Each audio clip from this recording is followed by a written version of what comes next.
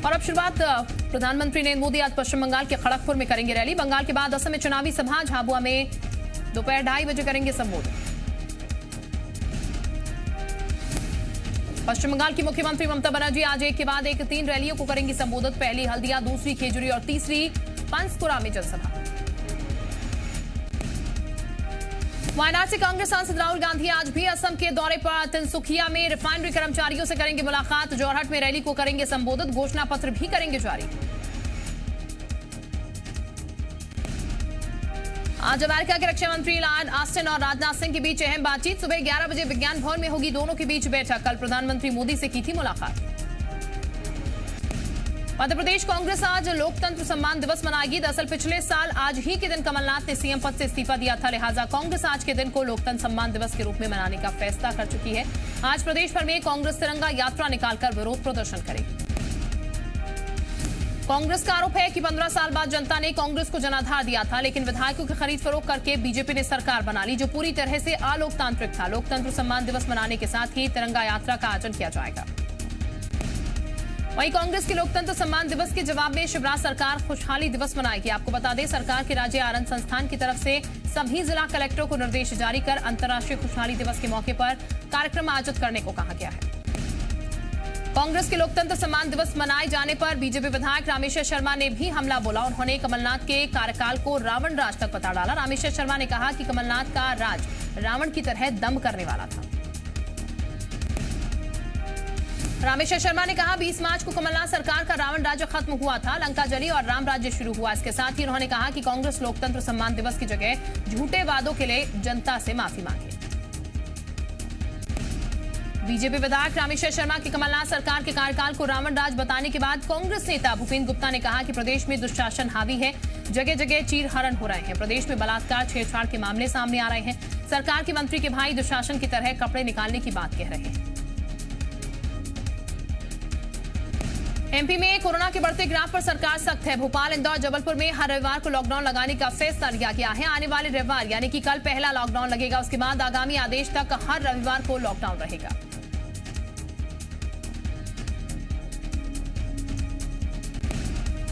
बंगाल दौरे से लौटने के बाद सीएम शिवराज सिंह चौहान ने कोरोना को लेकर आपात बैठक बुलाई, जिसमें भोपाल, इंदौर, जबलपुर में बढ़ते संक्रमण को लेकर चिंता जाहिर की गई और हर रविवार को लॉकडाउन लगाने का फैसला लिया गया। इस दौरान आवश्यक सेवाएं और उद्योग चालू रहेंगे। बता दें कि 24 घंटे में प्रदेश में कोरोना के 1140 नए मामले सामने आए। सबसे ज्यादा इंदौर में 309, भोपाल में 272, जबलपुर में 97 नए केस मिले, जिसके बाद प्रदेश में एक्टिव मरीजों की संख्या 6609 हो गई है। शहडोल के व्योहारी में शासकीय कन्या विद्यालय में कोरोना की दस्तक से प्रशासन में हड़कंप मच गया। स्कूल में 11वीं कक्षा की छात्रा कोरोना पॉजिटिव निकली, जिसके बाद से अन्य छात्राओं की भी तबीयत बिगड़नी शुरू हो गई। कोरोना के बढ़ते मामलों को देखते हुए स्कूल की छुट्टी कर दी गई है और उसे सैनिटाइज किया जा रहा है। बता दें, शहडोल में कोरोना की वापसी से प्रशासन में हड़कंप मचा हुआ है। बैतूल में भी कोरोना का ग्राफ तेजी से बढ़ रहा है। पिछले 10 दिनों में कोरोना के करीब 200 केस डिटेक्ट किए गए हैं। एक तरफ जहां जिले में कोरोना तेजी से बढ़ने लगा है, वहीं टेस्टिंग की रफ्तार सुस्त होने से मुश्किलें और बढ़ेंगी। दरअसल एंटीजन टेस्ट किट खत्म होने से कोरोना सैंपल नहीं लिए जा रहे हैं। जिले में पॉजिटिविटी में 6% का इजाफा परेशानी बढ़ाने वाला है।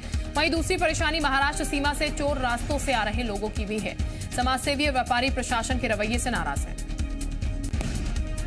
छत्तीसगढ़ में कोरोना का ग्राफ लगातार बढ़ रहा है। 24 घंटे में प्रदेश भर में कोरोना के 1066 नए मामले सामने आए हैं, जबकि 286 लोग कोरोना से ठीक हुए हैं। 24 घंटे में 4 मरीजों की मौत हुई है। रायपुर में 310 और दुर्ग में 281 नए केस सामने आए हैं।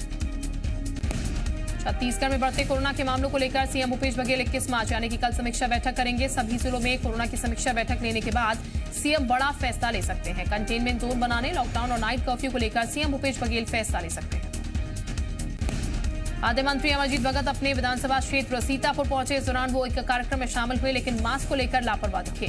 भीड़ में होने के बाद भी उन्होंने मास्क नहीं पहन रखा था।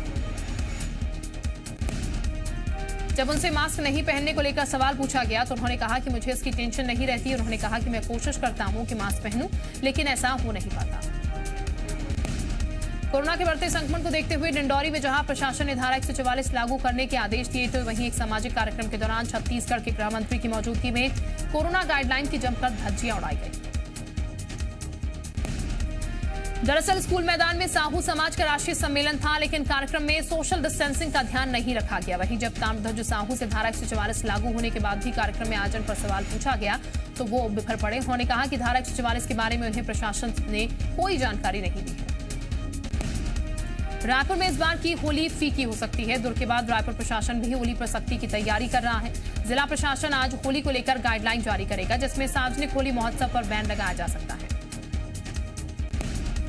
इसके साथ ही फॉग, डीजे और रैन डांस का भी प्रतिबंध लग सकता है। रायपुर में लोग रात 11 बजे के बाद होली का दहन नहीं कर सकेंगे। वहीं 45 साल से ज्यादा उम्र वाले व्यक्तियों के होली महोत्सव में शामिल होने की मनाही हो सकती है। नक्सली की सशर्त बातचीत की पेशकश पर सीएम बघेल का बयान। कहा, नक्सली संविधान पर विश्वास दिखाएं, हथियार छोड़ें, फिर हम बातचीत को तैयार। छत्तीसगढ़ के मुख्यमंत्री भूपेश बघेल आज राजनांदगांव, बलौदाबाजार, बिलासपुर में आयोजित कार्यक्रमों में शिरकत करेंगे। तय कार्यक्रम के मुताबिक सीएम भूपेश बघेल दोपहर 12 बजे रायपुर से राजनांदगांव जिले के जोगी दल्ली के लिए रवाना होंगे, जहां पर वो वीरांगना अवंतीबाई लोधी के बलिदान दिवस समारोह में आयोजित कार्यक्रम में शामिल होंगे। सीएम बलौदाबाजार भी जाएंगे। दोपहर तकरीबन 1:45 बजे सीएम भूपेश बलौदाबाजार के गिरोधपुरी गांव पहुंचेंगे, जहां पर आयोजित गुरु दर्शन मेले में वो शामिल होंगे। इसके बाद सीएम भूपेश बघेल दोपहर तकरीबन 3:15 बजे बिलासपुर में आयोजित न्यायधानी गौरव सम्मान कार्यक्रम में हिस्सा लेंगे। असम विधानसभा चुनाव के मद्देनजर छत्तीसगढ़ के मुख्यमंत्री भूपेश बघेल दिनों डिब्रूगढ़ दौरे पर हैं। उनके साथ राहुल गांधी ने भी चुनाव प्रचार किया। इसके बाद दोनों नेताओं ने चाय बागान कर्मचारियों के हाथ से बने खाने का स्वाद लिया। रमन सिंह के 1.5 साल बाद राजीव गांधी किसान न्याय योजना की किश्त देने के सवाल पर भूपेश बघेल ने पलटवार किया। उन्होंने कहा कि बीजेपी का दोगलापन दिखाई दे रहा है। भूपेश बघेल ने कहा कि केंद्र में इनकी सरकार है, कहती है बोनस देंगे तो धान नहीं लेंगे। जब राजीव गांधी न्याय योजना दे रहे हैं तो बोनस बताकर अड़ंगे डाल रहे हैं। उन्होंने कहा कि किसान रमन सिंह को समझ गए हैं, माफ नहीं करेंगे। छत्तीसगढ़ के पूर्व सीएम रमन सिंह ने दिल्ली में कल पीएम नरेंद्र मोदी से मुलाकात की। रमन सिंह ने पीएम मोदी से मुलाकात के बाद तस्वीर ट्वीट करते लिखा, प्रधानमंत्री से भेंट कर छत्तीसगढ़ के विकास समेत महत्वपूर्ण विषयों पर चर्चा की। पूर्व सीएम रमन सिंह ने पीएम मोदी को कोविड-19 से निपटने के लिए उनके द्वारा देश प्रदेश में किए गए सफल प्रयासों, वैक्सीनेशन और राशन वितरण जैसे जनहितैषी योजनाओं के लिए आभार व्यक्त किया। रमन सिंह के प्रधानमंत्री मोदी से मुलाकात पर भूपेश बघेल ने तंज कसा। उन्होंने कहा, पीएम मोदी उनकी पार्टी के नेता हैं, वो उनसे मिले लेकिन छत्तीसगढ़ के हित में बात भी कर लेते। मध्य प्रदेश के कई जिलों में बेमौसम बारिश ने किसानों की चिंता को बढ़ाया है। पिछले 24 घंटे में भोपाल, होशंगाबाद, ग्वालियर, जबलपुर और सागर संभाग में बारिश हुई, साथ ही कुछ जगह पर ओले भी गिरे। अगले 24 घंटे में फिर से यही हाल बनने की मौसम विभाग ने संभावना जताई है। भोपाल, होशंगाबाद, जबलपुर और रीवा संभाग में गरज चमक के साथ बारिश होने और कुछ जगह ओले गिरने की संभावना है। पश्चिम विक्षोभ के चलते तापमान में भी गिरावट आ सकती है। मौसम विभाग ने लोगों को सलाह दी है कि गरज चमक होने पर गाड़ी में हो या पैदल हो तो रुक जाएं, बिजली के खंभों और पेड़ के नीचे ना खड़े हों। राजधानी और आसपास के इलाकों में हुई बेमौसम बारिश से जहां मौसम सुहाना हो गया है, तो वहीं ये बारिश किसानों पर आफत बनकर टूटी है। आंधी तूफान के साथ हुई बारिश से गेहूं की खड़ी फसल को भारी नुकसान पहुंचा। गेहूं की खड़ी फसल खेतों में बिछ गई है। किसानों का कहना है कि कई साल बाद गेहूं की अच्छी फसल आई थी, लेकिन बेमौसम बारिश ने सब बर्बाद कर दिया। किसानों को अब सिर्फ सरकार से राहत और मुआवजे की आस है। इंदौर में भी मौसम में अचानक बदलाव देखने को मिला। तेज हवाओं के साथ ग्रामीण इलाकों में ओलावृष्टि हुई और शहर में भी बूंदाबांदी हुई। मौसम विभाग के मुताबिक आने वाले 2-3 दिन में भी तेज बारिश हो सकती है। किसान अब टमाटर पर एमएसपी तय करने की मांग सरकार से करने लगे हैं। ऐसा इसलिए हो रहा है क्योंकि किसान का टमाटर सड़ने को मजबूर है। राजधानी भोपाल में किसानों को एक क्रेट टमाटर की कीमत 10 से 15 रुपए मिल रही है, जबकि एक क्रेट में 20 से 25 किलो टमाटर होता है। यानी किसान का टमाटर 1 रुपए किलो भी नहीं बिक रहा है।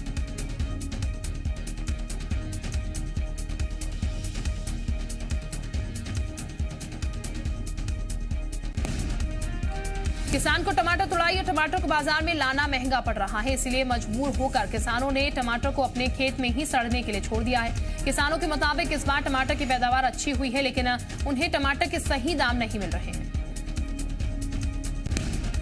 बिलासपुर में लोक निर्माण विभाग के इंजी ने एक बुटीक चलाने वाली महिला ने रेप का आरोप लगाया, जिसके बाद से ही पुलिस आरोपी की तलाश कर रही है।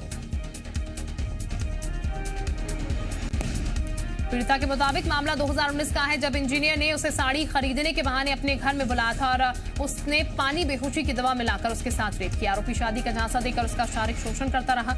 वहीं बाद में महिला को उसके धोखे का एहसास हुआ, जिसके बाद उसने पुलिस में मामले की शिकायत की। जबलपुर में स्मार्ट सिटी ऑफिस में घुसकर बीजेपी कार्यकर्ताओं ने जोरदार हंगामा किया। इस दौरान अधिकारियों और बीजेपी कार्यकर्ताओं के बीच बहस भी हुई। बीजेपी कार्यकर्ताओं ने आरोप लगाया कि निवेदन के बाद भी पंडित दीनदयाल उपाध्याय की प्रतिमा स्थल से सफाई नहीं की गई। पंडित दीनदयाल उपाध्याय की जयंती के दिन गंदगी देखकर सफाई की मांग की गई थी। काफी देर चले हंगामे के बीच नगर निगम कमिश्नर के आश्वासन पर बीजेपी कार्यकर्ता शांत हुए। उज्जैन में जिला स्तरीय समिति की बैठक में मास्टर प्लान को लेकर मंत्री मोहन यादव और विधायक पारस जैन उलझ गए हैं। इस दौरान दोनों के बीच तीखी नोकझोंक भी हुई। बैठक में कलेक्टर सहित आला अधिकारी और जनप्रतिनिधि भी मौजूद थे। इस दौरान जब मोहन यादव ने किसी बात पर पारस जैन को बोलने से रोका तो पारस जैन झल्ला गए। उन्होंने कहा कि जनता को जवाब भी देना है, मेरी बात पूरी हो जाने दो, मैं आपके बीच में नहीं बोलूंगा। भिंड के मेगांव में इलेक्ट्रॉनिक दुकान के संचालन से मारपीट का मामला सामने आया है। घटना 18 मार्च की बताई जा रही है, जब उसके ही गांव के कुछ लोगों ने उसके साथ मारपीट की। पीड़ित के मुताबिक उसने जब सामान देने के बाद ग्राहक से रुपए मांगे तो इसी के बाद विवाद हो गया और ग्राहक ने अपने साथियों के साथ मिलकर दुकानदार की लाठी डंडों से जमकर पिटाई कर दी। मारपीट की पूरी घटना वहां लगे सीसीटीवी में कैद हो गई। वहीं पूरे मामले में पुलिस पर लापरवाही के आरोप लग रहे हैं।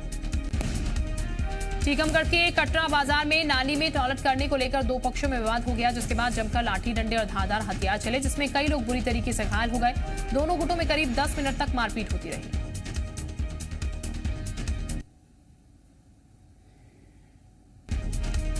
पीड़ित पक्ष के मुताबिक उन्होंने युवक को नाली के टॉयलेट करने से रोका और इसी बात से विवाद इतना बढ़ गया कि युवक ने अपने दोनों बेटों के साथ मिलकर मारपीट शुरू कर दी। मारपीट का वीडियो वायरल होने के बाद पुलिस ने मामला दर्ज कर लिया है और दोषियों पर कार्रवाई की जा रही है। ग्वालियर के बाद अब जबलपुर में भी दूध के दाम बढ़ गए हैं। बढ़ती महंगाई का हवाला देकर दूध डेयरी संचालकों ने दूध के दाम में प्रति लीटर 4 रुपए की बढ़ोतरी की, जिसके बाद अब 56 रुपए की बजाय 60 रुपए प्रति लीटर दूध मिलेगा। डेयरी संचालकों के मुताबिक पेट्रोल डीजल के दाम बढ़ने से आवश्यक वस्तु महंगी हो गई है। खली चुनी दवाइयां महंगी मिल रही हैं। डेयरी से जुड़े वाहनों पर भी खर्च बढ़ गया है, इसलिए दाम बढ़ाए गए हैं। इससे पहले 11 मार्च को ग्वालियर में दूध के दाम प्रति लीटर 2 रुपए महंगा किए गए थे। दुनिया भर के फेसबुक, व्हाट्सएप और इंस्टाग्राम यूजर्स शुक्रवार रात करीब 42 मिनट तक इन सोशल साइट्स को इस्तेमाल नहीं कर सके। रात करीब 10:55 पर अचानक से व्हाट्सएप, फेसबुक, इंस्टाग्राम बंद हो गया। 40 से 45 मिनट तक लोग इस समस्या से जूझते रहे। रात 11:40 पर व्हाट्सएप चालू होने के बाद लोगों ने राहत की सांस ली। गौरतलब है कि व्हाट्सएप, फेसबुक, इंस्टाग्राम एक ही कंपनी की। आशंका है कि कंपनी का सर्वर ठप हो गया होगा, जिसके चलते यूजर्स को इससे जूझना पड़ा। मुंबई के एंटीलिया केस की जांच कर रही एनआईए टीम ने शुक्रवार देर रात क्राइम सीन रिक्रिएट किया। लंबा कुर्ता पहनाकर सचिन वाजे को चलाया गया।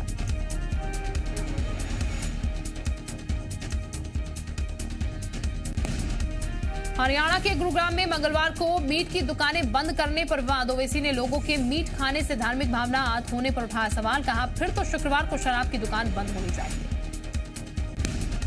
यूपी के आजमगढ़ में भूमाफिया ध्रुव सिंह उर्फ कुंटू सिंह की संपत्ति पर चला बुलडोजर। 10 करोड़ की लागत वाला अवैध रूप से मान्यता प्राप्त पॉलिटेक्निक कॉलेज गिराया।